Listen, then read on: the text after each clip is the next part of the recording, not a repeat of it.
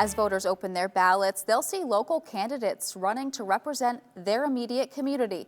MTN's campaign coverage turns now to our contested House districts in the Great Falls area. First up, House District 20. The district covers a large area of Great Falls, from parts of Flood Road in Fox Farm to neighborhoods near Walmart on 10th Avenue South.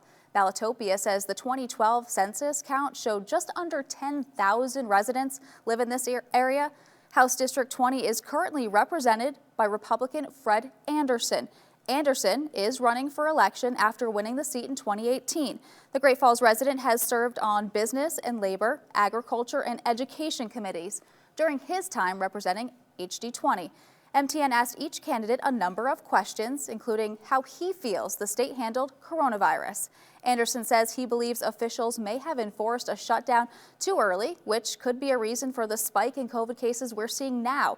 He would have liked to see Governor Bullock consider more input before dispersing federal dollars and more urgency when it came to loans and grants for small businesses.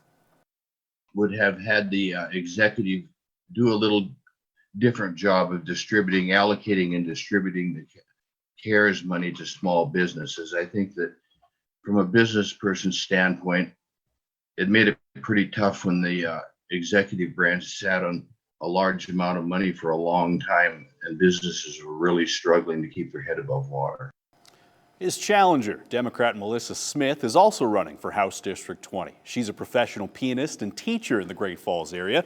This is her first time running for office, but Smith told MTN News she's campaigned on behalf of candidates for over 30 years, most recently working for the Rob Quist campaign in 2017. Now, MTN News asked Smith what she thought of the state's coronavirus response. Smith says she saw great communication from the state office at the start of the virus, and as we continued through the pandemic, more mandates and more money came from Helena, which helped businesses keep order and schools stay open. But she says public health became politicized in some ways, and residents had trouble accessing state websites and resources.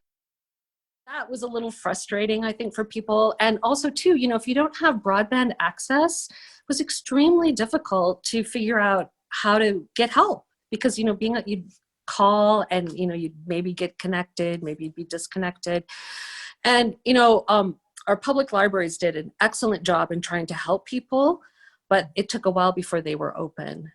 MTN News asked Anderson and Smith what the biggest issues were for voters in their districts and why they were the best candidate to represent their area. You can hear their full responses on our websites.